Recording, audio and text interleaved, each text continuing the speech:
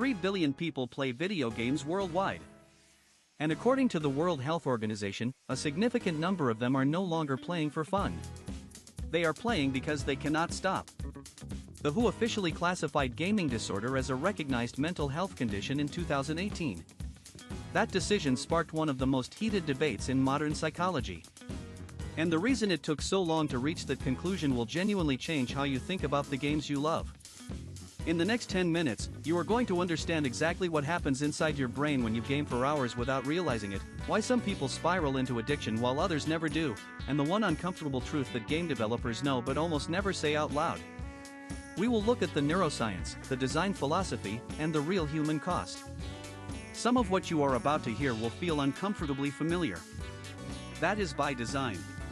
To understand gaming addiction, you need to go back further than you might expect. The psychological frameworks that explain it were not born in Silicon Valley. They were born in a laboratory in the 1930s, where a psychologist named B.F. Skinner was training pigeons. Skinner discovered that animals, including humans, respond most powerfully to what he called variable ratio reinforcement. That is when rewards are given at unpredictable intervals. Not every time. Not on a schedule. Randomly. The uncertainty itself becomes the driver. A pigeon that receives food randomly will peck a lever thousands of times without stopping. And that exact same mechanism sits at the core of nearly every modern video game ever designed. The loot box. The random drop. The ranked match result. None of these are accidents. They are Skinner boxes with better graphics.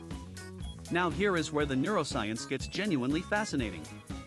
Every time you receive an unexpected reward in a game, your brain releases dopamine. Not because the reward feels good, but because it was unpredictable. Neuroscientist Wolfram Schultz demonstrated in research published in Science that dopamine neurons fire most intensely in anticipation of uncertain rewards, not in response to guaranteed ones. Your brain is not chasing pleasure. It is chasing the possibility of pleasure. That is a critical distinction. And it explains why a player can feel compelled to do one more run even after they have stopped having fun. Gaming addiction does not feel like addiction at first. It feels like passion. It feels like dedication. And that is exactly what makes it so difficult to identify early. The American Psychiatric Association introduced Internet gaming disorder as a condition warranting further study in the DSM-5 in 2013.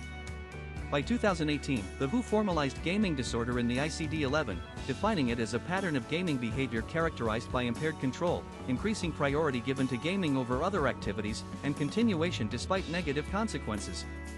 Studies from Southeast Asia, where internet cafe gaming culture created some of the earliest documented cases, showed prevalence rates as high as 8 to 10% among adolescent males in South Korea. That number caught the attention of governments worldwide. But here is what nobody talks about. The gaming industry generates over $200 billion annually. And the features most strongly associated with compulsive use are also the features most strongly associated with revenue. This is not a coincidence. It is a design philosophy. Former game designer and researcher Adrian Hahn wrote extensively about how modern games are engineered for engagement above all else. Daily login rewards punish absence. Seasonal battle passes create artificial urgency. Social pressure from guilds and squads makes logging off feel like letting people down. These systems are not designed to be fun. They are designed to be sticky. There is a meaningful difference between those two things. The demographic most at risk is well documented. Adolescent males between the ages of 12 and 20 demonstrate the highest rates of problematic gaming behavior globally. Research published in the journal Pediatrics found that roughly 9% of children who game meet at least some criteria for problematic use. Risk factors include pre-existing anxiety, depression, ADHD, and social difficulties. Gaming, for many of these individuals, does not cause the problem. It becomes the coping mechanism for an existing one. And that distinction matters enormously for how we approach solutions. A 2021 study from Oxford University led by Dr. Andrew Przybylski actually challenged some of the more extreme claims about gaming harm. His research found that moderate gaming, roughly 1 hour per day, was associated with slightly higher well-being in children compared to those who did not game at all. The issue was not gaming itself. It was the loss of control. The compulsive, escalating pattern that displaces sleep, relationships, academic performance, and physical health. That distinction separates a hobby from a disorder. And the physical consequences are not abstract. Documented cases from South Korea and China include deaths from prolonged gaming sessions without adequate sleep, food, or hydration. In 2005, a 28-year-old man died in an internet cafe in South Korea after a 50-hour gaming session. These extreme cases represent a small fraction of the population. But they illustrate where the trajectory leads when no intervention occurs. So what actually happens neurologically over time in someone developing a gaming addiction? The initial dopamine rush gradually requires more stimulation to produce the same effect. This is tolerance, the same mechanism seen in substance addiction. The prefrontal cortex, which governs impulse control and long-term decision-making, shows reduced activation in heavy compulsive gamers.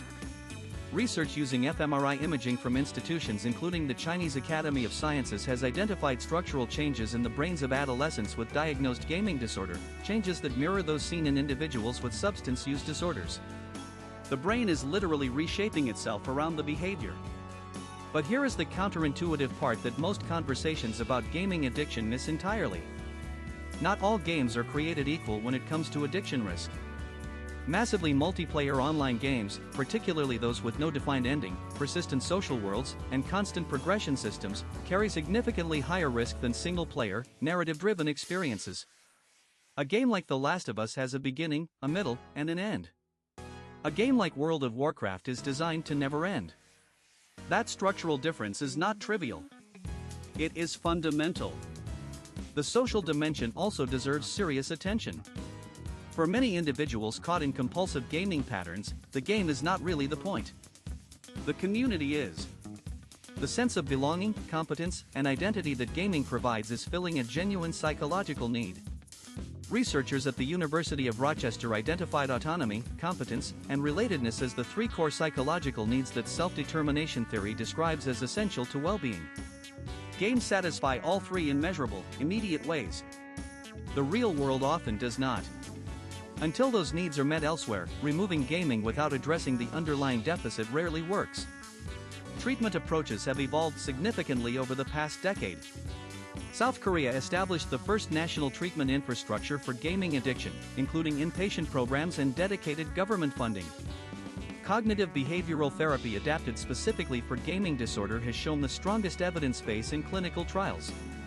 The PROTECT program in Germany, the PAPADIC program in Spain, and various programs in the United States have demonstrated measurable reductions in problematic gaming hours and improvements in quality of life metrics. Parents and educators play a critical role, but the evidence suggests that restriction alone tends to backfire. Authoritarian approaches that simply remove access without dialogue or alternative support tend to increase secrecy and escalate the behavior. Collaborative approaches that focus on understanding the need gaming is meeting, then working toward meeting that need in other ways, show consistently better outcomes across multiple longitudinal studies. The broader cultural conversation about gaming addiction is still maturing. Gaming is not inherently harmful. 3 billion players is proof that the vast majority engage with games in healthy, enriching ways. The question is never whether a tool can be misused. The question is whether we are honest about how it can be, and whether the people designing those tools take responsibility for the systems they build. The psychology of gaming addiction is not really about games at all. It is about what human beings need, what happens when those needs are exploited rather than genuinely fulfilled, and how we build a relationship with technology that serves us rather than consumes us. Before you go, if you learned something valuable today, hit that like button right now. Subscribe to Pixel Pulse for a brand new video every single day. We will see you in the next one.